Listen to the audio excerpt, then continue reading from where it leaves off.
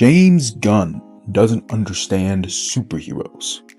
That is to say, not only does he not understand characters like Superman, which obviously I've already made a video talking about how badly he messed up that character. I'm going to go a little deeper in this video as well, talking about bad things like other characters. But what we're seeing with movies, like Supergirl, as well as with TV shows like the Green Lanterns, the backlash that we're seeing there, is people all realizing the exact same thing that I realized all this time ago, that James Gunn doesn't understand superheroes. And again, it's not just him. This is a problem that's completely consuming the entirety of the Western superhero media in general. I already made a video talking about how Marvel has no superheroes left in their universe. And very soon you're going to see the same thing of DC. After all, James Gunn is kind of the person that kind of started that transformation within Marvel from a super universe to a universe of people with superpowers, and now we're seeing him do the same thing from the ground up in the DC universe.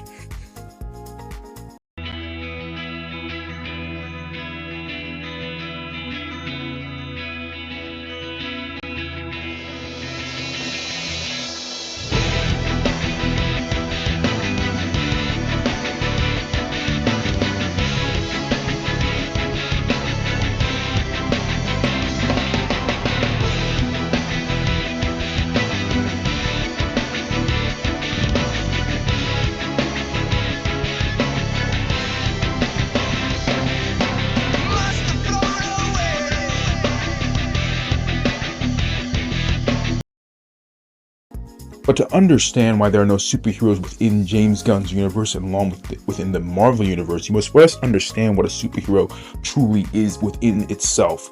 The thing is, a superhero is a very specific thing. It's not something that's, common throughout the rest of the world. Ultimately speaking, it first was an American concept, an American concept only, and eventually it started to spread across the rest of the world because it came from a bunch of old-timey Western ideas.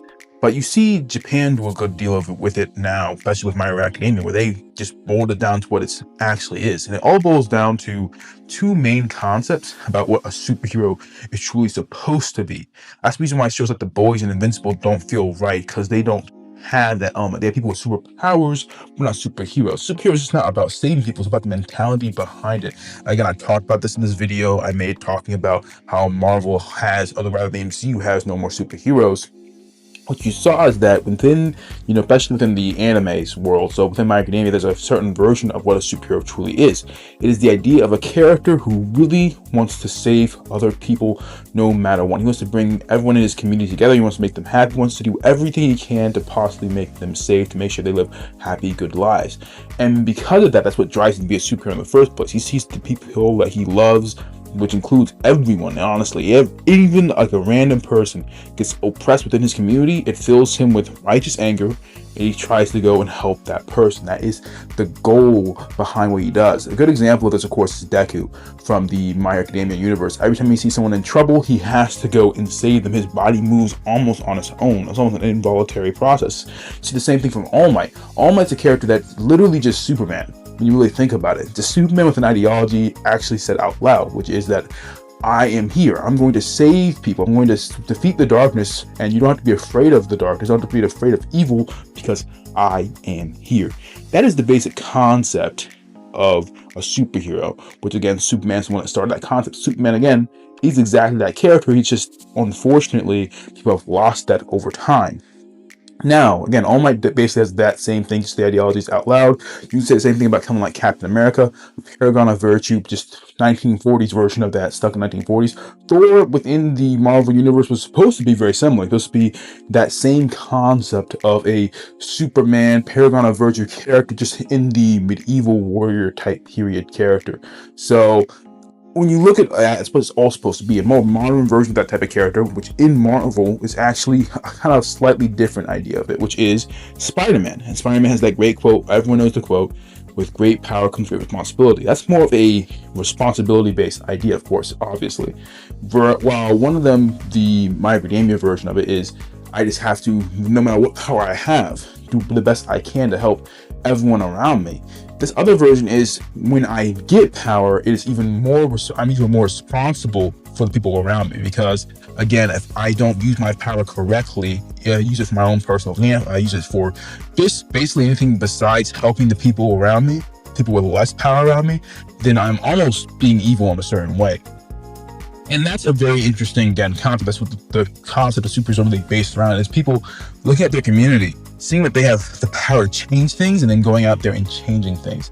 Now that we understand what a superhero really is, you can now look at the way in which James Gunn does his universe, the way in which Marvel is currently doing the universe, and you can see why, again, it doesn't really connect whatsoever.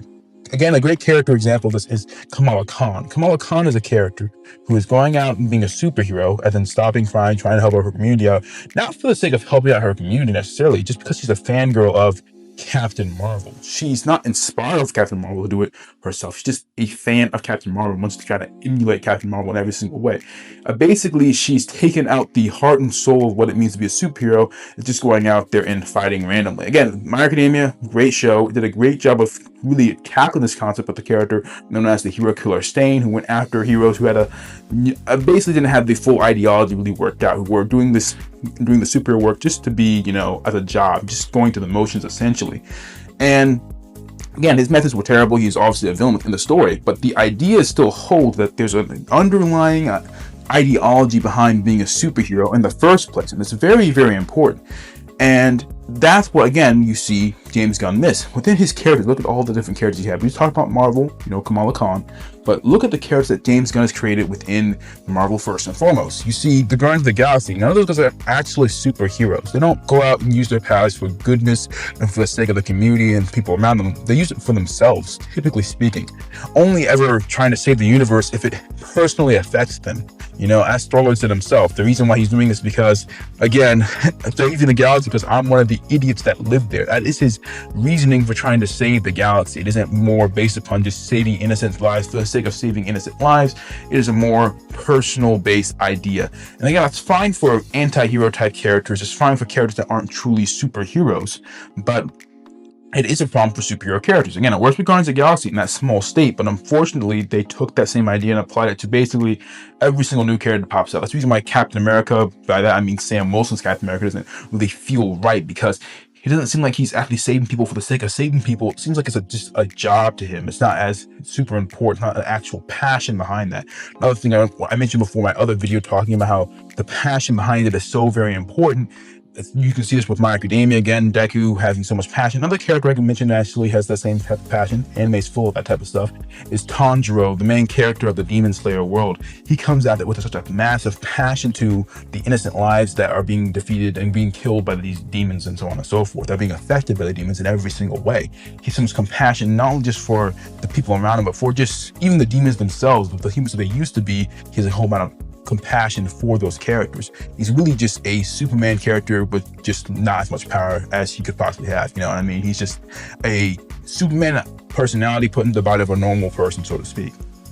Regardless, you see this problem with James Gunn's writing really affect when it comes to the Superman, or rather the DC universe, right? But you see there's that DC, unlike Marvel, is less realistic, has less variance when it comes to superheroes. It's the first superhero company, and it really just leaned into every single character having some major superhero traits. He sees this with Green Lantern. He has that whole epic, awesome Green Lantern type of speech. Rather, but I mean his, mantra. Brightest day and the darkest day and brightest night. So no evil shall escape my sight. May those who worship evil's might beware my power. Green Lantern's light. I probably butchered that a little bit, but there's a very heroic sense to it where I'm being a hero for the sake of being a hero. Essentially, that all evil itself is a massive and terrible force, and I'm going to fight against that evil for the forces of goodness, essentially. It's a very old-fashioned type of idea. And again, this permeates throughout the entirety of DC stuff. When you look at Wonder Woman, has a similar type of ideologies. Flash, obviously, you see this from Batman being one of the biggest superheroes with this ideology, using the darkness to fight against the darkness. And then, of course, Superman, the symbol of hope, the symbol of peace, the main guy. And again, you see this when James Gunn actually takes Superman. That's the reason why I was so scared of him using Superman. And it's something that I couldn't really articulate at the time, but I see it even more important now. Ultimately speaking, when he was dealing with Superman, he just made him a quote-unquote good person. But ultimately speaking, what you really lost on Superman within those situations was the gravitas and the importance of him being a hero who really cares about responsibility. The idea of with great power comes great responsibility really applies to Superman. And that's the reason why Spider-Man and Superman are often paired together when it comes to these type of things. It's the reason why Captain America and Superman are compared together. It's the reason why Thor and Superman were usually compared together when it came to these DC Marvel crossovers, because both of them, I mean all these characters, are paragons of virtue with slight different flavoring on each and every single one of them. So Superman's supposed to be a paragon of virtue, supposed to be the best, supposed to be the symbol of peace. And instead of actually taking Superman and explaining his ideology to the people who don't really know what Superman truly is, making him an All Might type character with a certain amount of gravitas, a certain amount of decorum, a certain amount of just passion for trying to keep people safe, he just became a sort of generic tree hugger good guy. It really took away a lot of the elements that make him a really cool, epic character. The entire idea is that he's a character with this godlike power, and he's going to use that godlike power to try to protect humans in general. And not just humans, but all life in general. He's just such a good guy. He's going to do all that. He's a paragon of virtue. Not necessarily, again, I said good guy before, but he's not necessarily just a solid, human being. He's supposed to be even better than that. He's something that you aspire to be. He's the best of the best. He is Superman. And again, you really didn't see this from Superman within James Gunn's version. You saw a guy who was kind of good. I mean, the guy was getting his butt kicked in every single fight he was in. He's not this godlike, powerful person, just a guy with kind of sort of some powers here and there, who again is not even the most moral character out there. He's a character who has some very basic morality when it comes down to it. Nothing actually impressive as Superman or paragon of virtue is supposed to be. If you want to compare a character to the way that James Gunn wrote Superman to be, James Gunn based this world invincible in Superman's body. That's basically what it was. Invincible's a great example of this. A guy who's a really good person, I would say. I don't know. You know what? I'll say he's a good person. That's fair enough. He's a good person, and he's a good person. He's in a paragon of virtue with that type of power. Again, different type of story. That story is not a story of superheroes necessarily. The story of just random people. People say it's more relatable, so on and so forth. I think that there's places for those type of stories, but I hate when people take stories that are not about that and turn it into that.